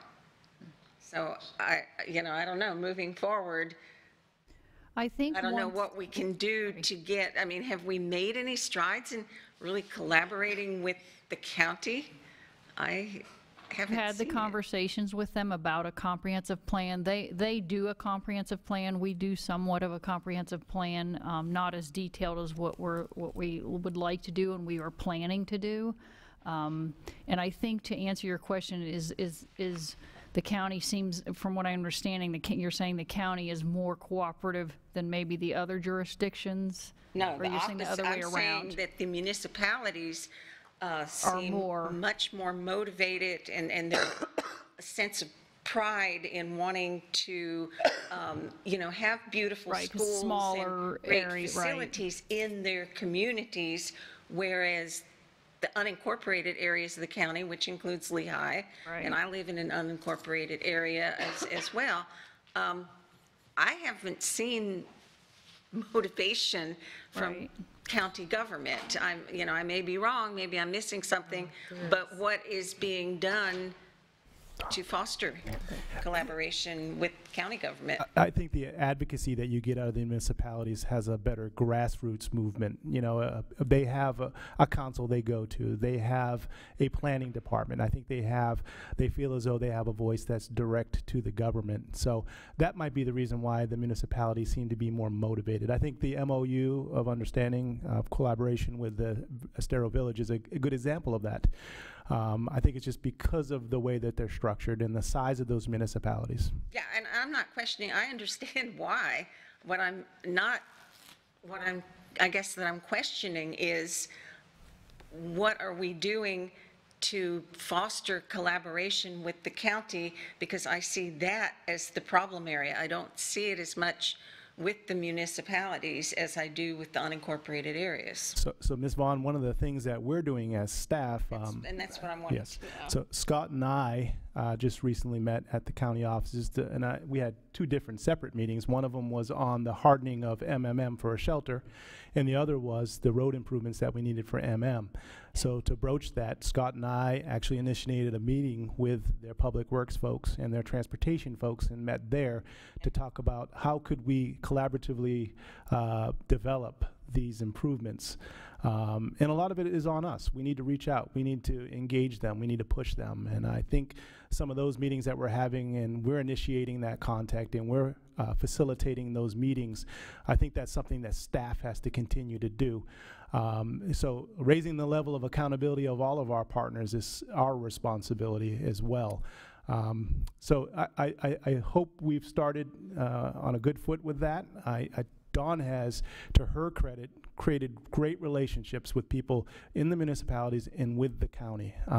So that is the first step. We have to have good relations. And we also have to keep in mind that we're serving the same constituency and we're improving the community.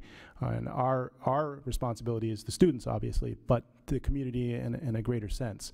So I'm hoping our staff continues that effort and we step it up. I think we have no other choice to do so. Because the school district can't build and develop all on our own. We need the partnership. Mr. Moore, I think that's nice of you to say that it's on staff, but it's been my understanding that the staff at the county gets along very well with the staff at the school district. It's my understanding that the issue lies here with this board and with that board. And, you know, I know Ms. Morgan has tried over the years. I know I've tried over the years. I'm sure Ms. Fisher's gone. She's tried over the years. I see the relationship between the county commission and the school board down in Collier, and it's like this. That commission, that county commission recognizes the importance of education in terms of economic development in Collier County, and they want quality schools. They're not cast aside. I think frequently, it's been my experience in terms of personal interactions with county commissioners that we are cast aside. We're spoken over, we're not taken seriously, although I think that the community spoke very loudly on November 6th, was it? When they approved additional funding for schools. And I'm hoping that that will be the crack in a door to open that door to a better relationship between us and the county commission, because we all want the same thing. Right. And you know, I work very, very, very closely with Nick Betos down in Estero, and that's an essential part of that relationship. It can't just be staff and staff, it's got to be elected officials and elected officials. And if they're not willing to have the conversation, then we can't make those strides. Estero has been willing to have those conversations. Bonita's been willing to have those conversations. So leadership is gentle pressure applied relentlessly. So I think we just need to gently apply pressure in a relentless way and continue to try to improve that relationship. And I do see some opportunities. So I appreciate you taking responsibility, but I think it's more on us than you. And I would just say that there are steps being made. I have had some meetings with some of the elected officials in our district, in District 5, and I do have some upcoming meetings with some of the county commission along with LAMCID. So hopefully and they reached out to have that conversation. So hopefully we can take it from there, and I will definitely let you know how that proceeds. Great. One of the things, and the Chair Gittens can speak to this as well, but that she made this request, but I'm going to be talking to each board member relative to setting up something like a legislative meeting between local entities, much like we did with our local delegation. And that would give an opportunity for this board to meet face-to-face with our, county commissioner and other city officials potentially around local issues. So I'll be talking to you all in one-on-one meetings about that to gauge the level of support around that. And I just want to say, kind of to Ms. Vaughn's comment about the, incorporated and unincorporated. I live in Lehigh, and the issue, if the difference in like Bonita and Estero are, homeowners and people that are there for the long haul, and the demographics of that area does not lend itself to that. One of the things I think we need to look at as well in making that collaboration with the schools and education and the community is like, for example, the program they're offering at East, where they have a culinary program. There are people in the community that if they don't have children, they never step foot beyond the gate of a school that's in that area. They don't know what's there. They don't have anything. And, not telling my age at all, but I remember when there were times that at night the schools were lit up just as much as they were during the day with activities. And somehow, because in our area there are not that many places to commune, to use the schools in that way as well. And reaching out to the community, say, we're offering this, come here to see this, and creating that collaboration. Because when you have people that are renting from month to month, they don't have the same desire to be a part of this community and come to a town hall. They just don't. And I have said quite frequently that I'd like to see the MOU in Estero replicated in Bonita, and then in the Cape, and then Sanibel probably, I'm not sure, quite as necessary, but then the county. Like, I'd like to see it go to each municipality and then present something similar to the county, because that MOU is going to have different goals in each community, because each community is so different. It's different. Exactly. Ms. Giovanelli? I'm actually meeting with Cecil tomorrow, so I'll talk to him a little bit more, so. We're actually friends, so. See. Great. Yeah, I have lunch with him tomorrow, I think just before yours. So. All right, we went a little long, but we went short on everything else, so that was a good conversation. Thank you. Thank you. Much. All right, now is time for public comment. Is there anybody? Okay, board member comments, reports. Ms. Morgan? I have none. Ms. Fisher? Yes. First thing I'd like to say is Happy New Year, and welcome back to all of our district colleagues in schools and departments. I want to say kudos to Dunbar High School for continuing to earn state championships in Microsoft, and also to North Fort Myers Academy for the Arts for establishing a partnership with Disney while continuing to provide students with opportunities which result in personal, social, and academic success. Following a memo that I sent to the board and the superintendent, and keeping in mind that we must have a clear understanding of the duties and powers of school board imposed by statute, which is to operate, control, and supervise public schools within the district, while school board members exercise authority not individually, but only when convened at an official meeting with a quorum present, and having each been provided the same information in preparation for that meeting. At this time, I'm making a formal request to have a board workshop to review our oversight responsibilities, and this is in consideration of recent loss of key staff and concerns reported to me by people in the community and employees, and with some communication concerns and my resulting concern that we need, as a group, to clearly define our direction moving forward this coming year. So that's my request. Great. Ms. Vaughn? Oh, sorry. No, I don't know if, would everybody agree to that, or? I think that's up to the chair to schedule with the superintendent, isn't it? We had received the email from Ms. Fisher, and we had discussed it, and I believe we have it on the calendar for the 17th. 17th, correct. We already had a scheduled workshop at Yes, that we do. time, so we are adding that to the agenda, if that's okay with you. Thank you. And that's all I have. Thank you. Ms. Vaughn? Sorry, Ms. Yeah, Morgan. so I would like to add that I would like it facilitated by somebody who knows how school boards are supposed to work and how governance teams are supposed to work, as opposed to, I realize our internal facilitators do an awesome job with respect to what we're doing internally, but with respect to board development, I really believe that this is a board development matter, and I would like to see FSBA or somebody with similar expertise facilitating this type of workshop. That's a great idea. The question would be if they are, would be available, their availability. So, Maybe we should schedule according to availability. well, and the thing is, some of the things that were set for that particular workshop were time sensitive as well. Okay. So, I'm not sure who we would contact to see if we can get someone available for the 17th. Mr. Dodig, is there a comment on that, or? Well, I would certainly, with Ms. Johnson, be willing to reach out to FSBA. Obviously, it's the board's pleasure. It's your workshop.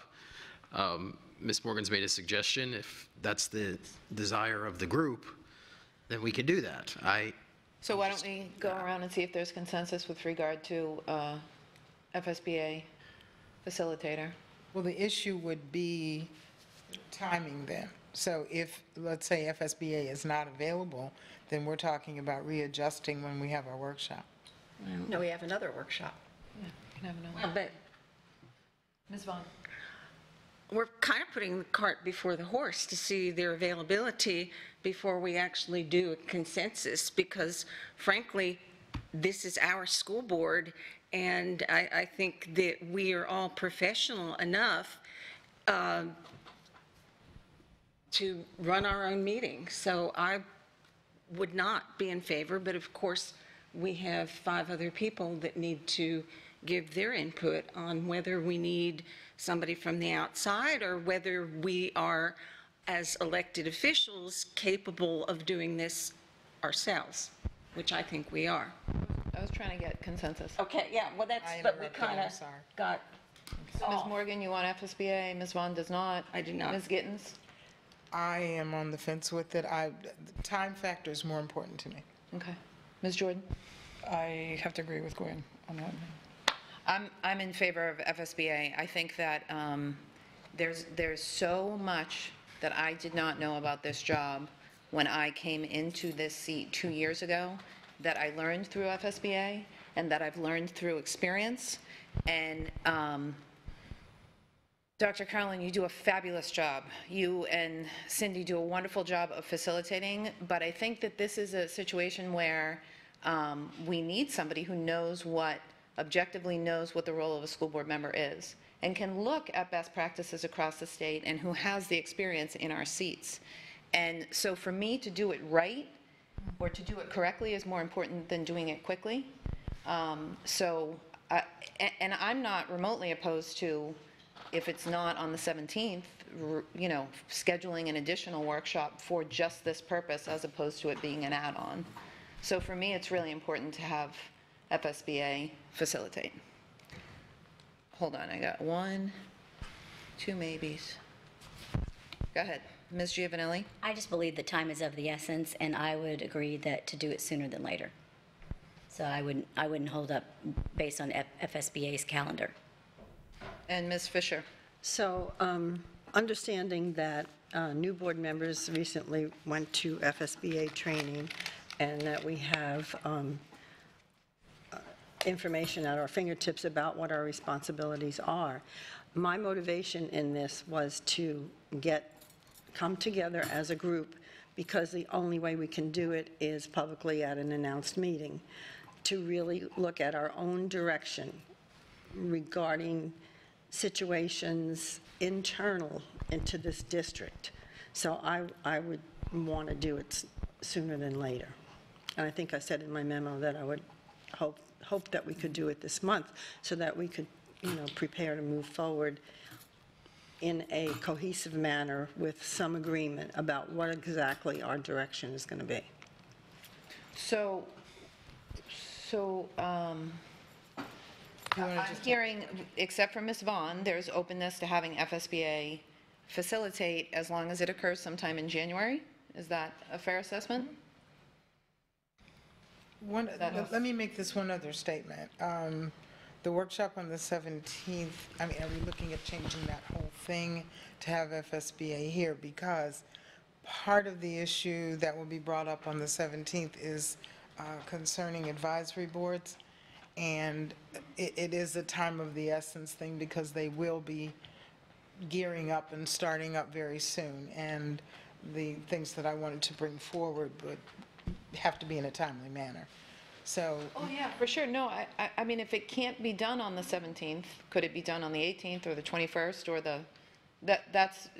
I'm hearing sooner rather than later. It sounds like time is more important.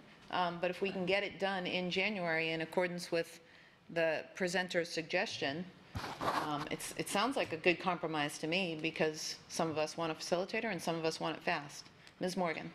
So I just would like to point out that generally boards go outside. The hospital board, let me think of what other boards, but generally professional boards go outside.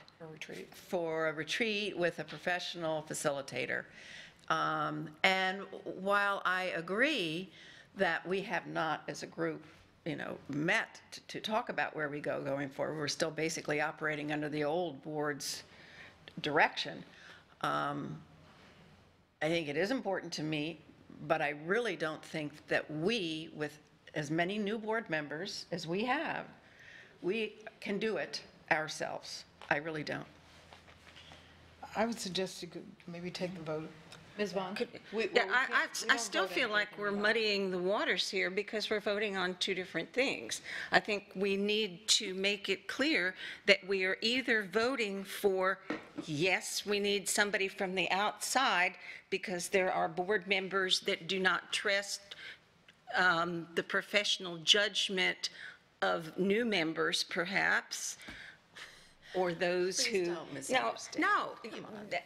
Basically, that's the message you're sending to me.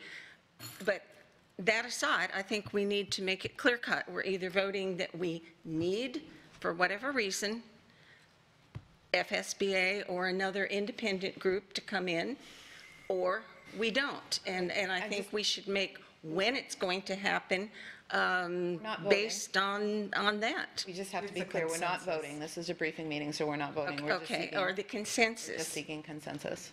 Okay. So does that compromise sound fair? Or if it occurs in January and we can schedule it with the 7 board members and FSBA, is that fair? I know Ms. Vaughn's against it. Ms. Morgan, is that acceptable to you? Yeah. Ms. Gittens, is that acceptable to you? I'm for sooner or later. I'm changing my maybe then to get it done as soon as possible. Which means the 17th, or means if we can get it done If sooner? the 17th, if we can get FSBA, fine. If we can't, the 17th would stand. And I would agree with that. That's my So what exact happens if tip. they could come in on the 15th? That would be before the 17th. Well, the dates that, So is that the dates that we chose when I met with the superintendent about it, I think those were kind of available dates based on his schedule and everybody's schedules. Am I correct? Yeah, you are correct. We already had some time set aside on January 17th. We felt we had, we could squeeze in additional time if we needed to, and that was the first recommended time. But however, if the board wants to choose another date, we can certainly do that as well. Okay. So, Ms. Jordan? So the way it looks is that I know everybody wants to get this done. I mean, we're all adults. And I think being a new person as well, I'm one of those newbies. And we did just come from the classes. And I think that they had a lot to offer us and to keep us on that straight line, like this line and that line, stay on your side. But as a refresher course and coming together, because we were not all privy to the same information at the same time, I think it is good to have them there because that is a person who's looking at us from another view than just us having that conversation. The date really doesn't matter to me. I know it doesn't matter to some of you because I'm open to whatever that date may be. But if it's the 17th or the 16th or the 15th, if it's doable for everyone else, then, I'm there. Great. okay, let me just revisit my motive in doing this. Because we have new members on the board, and because in order to move forward to know what I'm going to be expected to do, I need to know what everybody's thinking. So I can't call you guys and say, hey, what do you think about this, this, and this? But if we come together just to strengthen our relationship and each be able to voice what our expectation is, keeping in mind what we've all learned from FSBA. I don't know that for this occasion that we would need a facilitator from FSBA, although I think it would be a great idea for the future as we further develop our board and officially develop our goals, et cetera, like we've done in the past. You mean like master board training? Well, right. That would be a good idea. So, I was looking at this as more as an opportunity just to put our ideas on the table and see if we could come to consensus and all agree, like what are our next steps going forward. So it's, so it's more of brainstorming together of our vision versus what our duties are. Right, and to come together. That's how it was Right, stated. and to come together so that we can all march in the same path, in the same parade. Because right now, my sense is that that's not what's happening. How is that different from the pre-organization workshop we had where we put our goals up on the ladies in the back facilitated, would put our goals up, we were all working in the same direction for those two, like, how is, I'm not clear on how this is different from what we've already done. Can I speak to that? One of the reasons for having the 17th that I called for it before was, I felt on the 14th we did not have all the necessary parts, all the necessary knowledge to actually do a pre-meeting like that.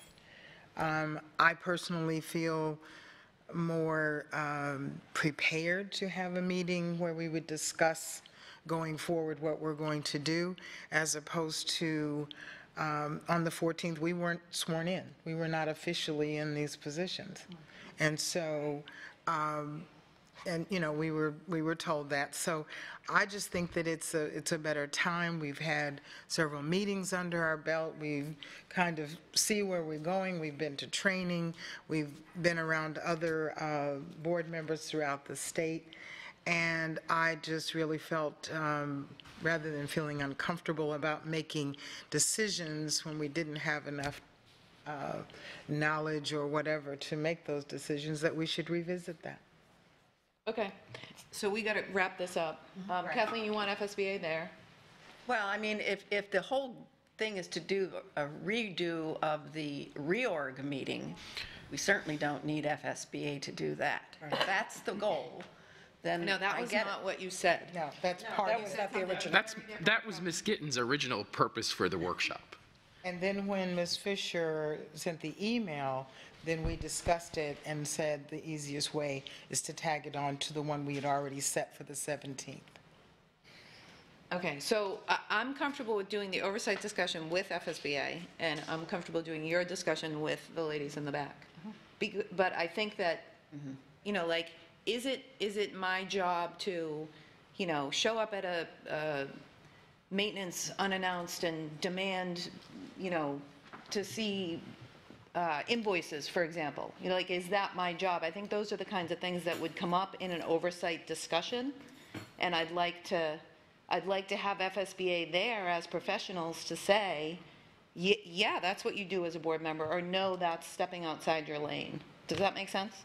So this exactly is what I'm hoping to avoid in the future by coming together and coming to an understanding that we're all, 7 of us, elected constitutional officers, none being more powerful or more directive than anyone else. Absolutely. And that we have an opportunity as professionals to sit down and say, here are some issues of concern.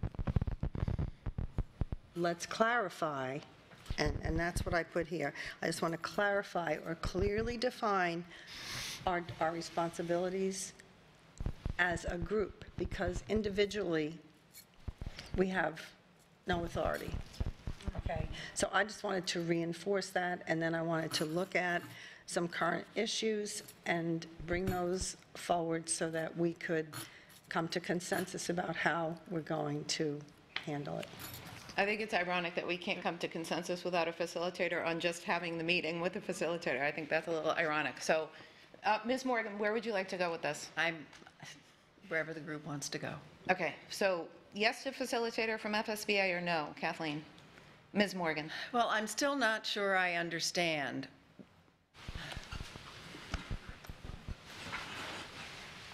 I guess I'm not sure I understand what the purpose of the meeting is, and so therefore it's very difficult for me to say, everybody here has a different idea in their mind of what they're going to accomplish on the 17th.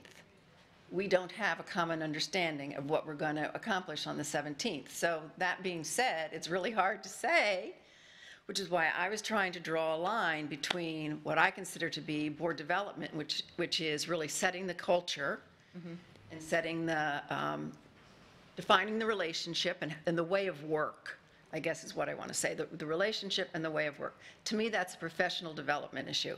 If we're going to talk about, we didn't understand things when we committed with respect to the pre-org, and let's go through the pre-org again, I'm happy to do that internally. But it sounds like we're doing both. It sounds like Ms. Fisher's issue with regard to the board development piece has been added to Ms. Gittens' piece with regard to the reorg. Well, and I'll go with Ms. Gittens' piece, but I don't think we'll accomplish what Ms. Fisher intends to accomplish. I would really like to see us tackle both. I don't see how we can accomplish these two things in one meeting, I guess is where I'm going. I think they have very different. One is relationship, culture, way of work. The other is, what are our goals? What are we doing on our committees? This year, it's very, not process-oriented, it's, what's the word I'm searching for? I guess it's action plan-oriented. That's what I'm hearing, two different things. So. All right, and Ms. Vaughn, you still don't want anyone there, I assume. Is that a fair assessment? What I'm hearing is, from Ms. Fisher, is that there's some issues of concern, and I think those issues of concern are stumbling blocks. They are walls that have been built up, and I think we're all very capable of dealing with the walls, addressing those walls and those concerns. And it may be uncomfortable for some people, but I think we're all professional enough and as duly elected officials that we can do that. So I don't think we need, if we down the road decide we need professional development, master board training, whatever, yes, that's something for the association to come and help us with. But for this is our stuff. I mean, it's our stuff we're talking about, so I really don't have any idea. Like, it seems like some people here know what we're talking about, some people don't. If there's an example, what kind of wall? Concerns that we have, concerns that I have, they're going to be things that we will address, so it's not appropriate to address them right here. But in order to give me a feel for whether I believe a facilitator is going to be there or not, I need to have a clue. I think there are huge communication concerns. Yes. And I think communication concerns come from executive administration, and there are also some communication concerns that are right here on the board, people that feel that, one of the things I don't like is when we think, well, we've always done it this way.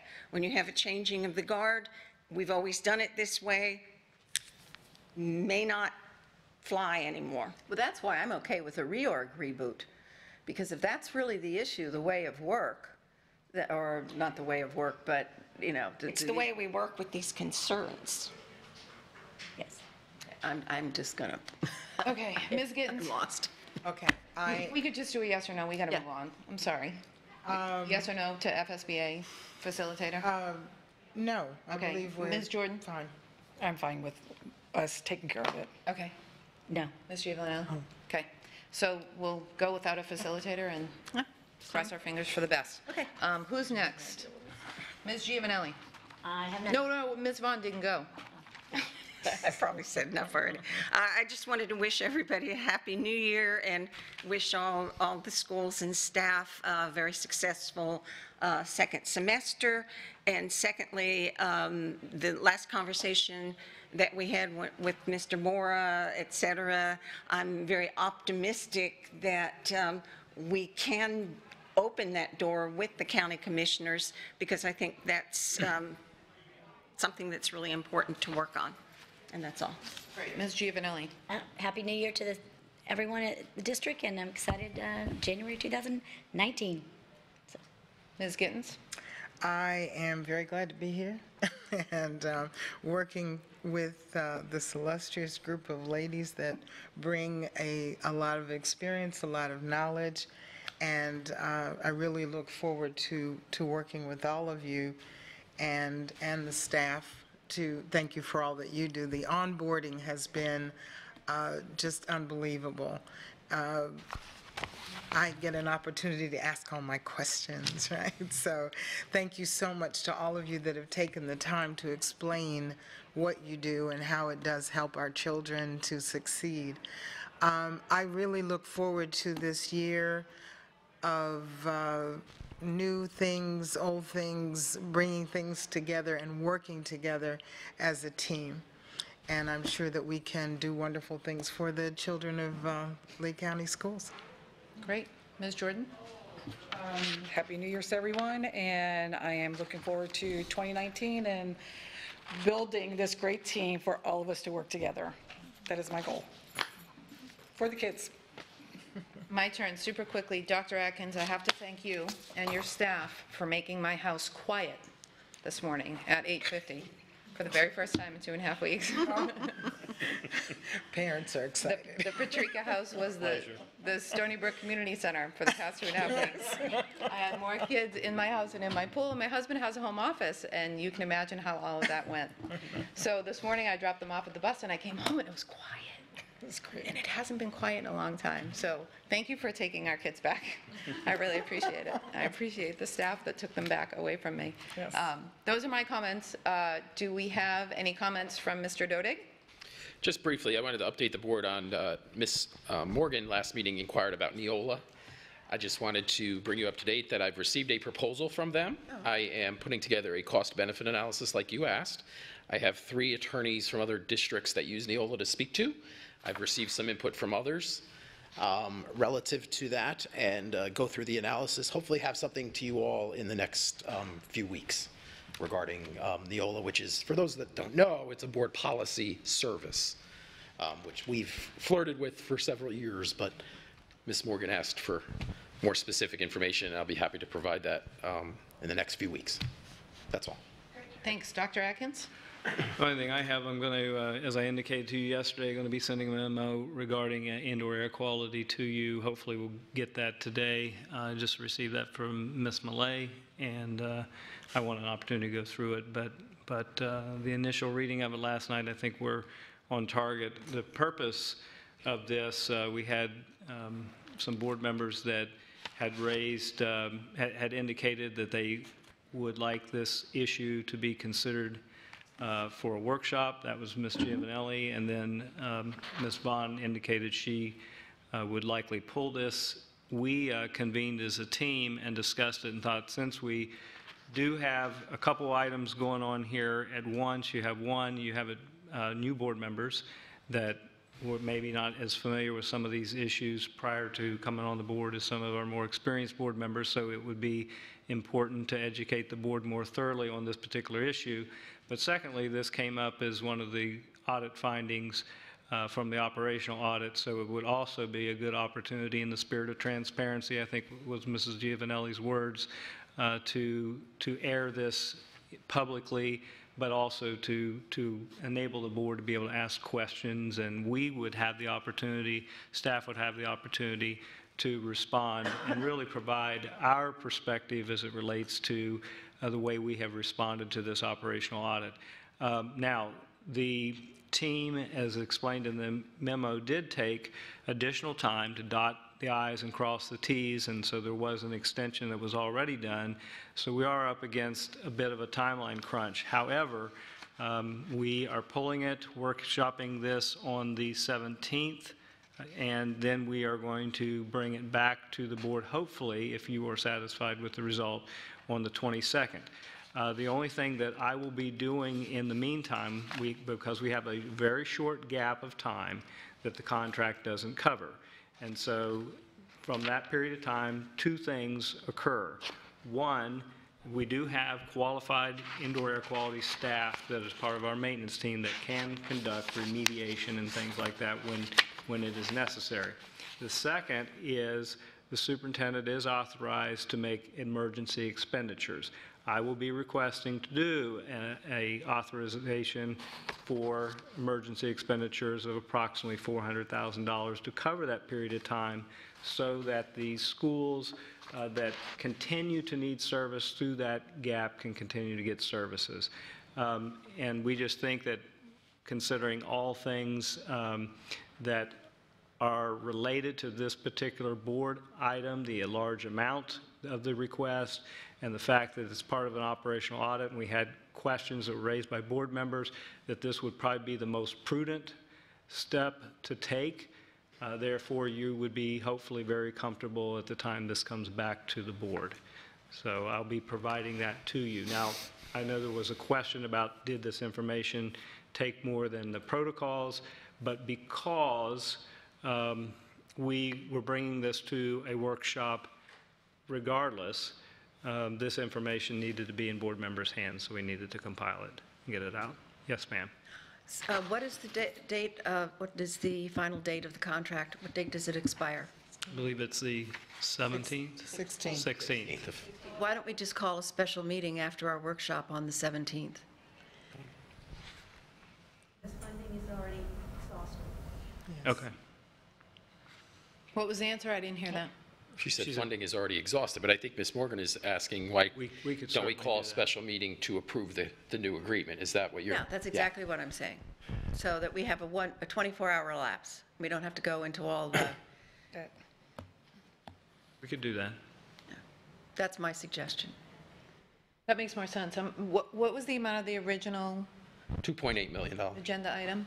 And what are we looking at, like how much, by giving you that authorization for 400,000, how much more is it going to cost the district?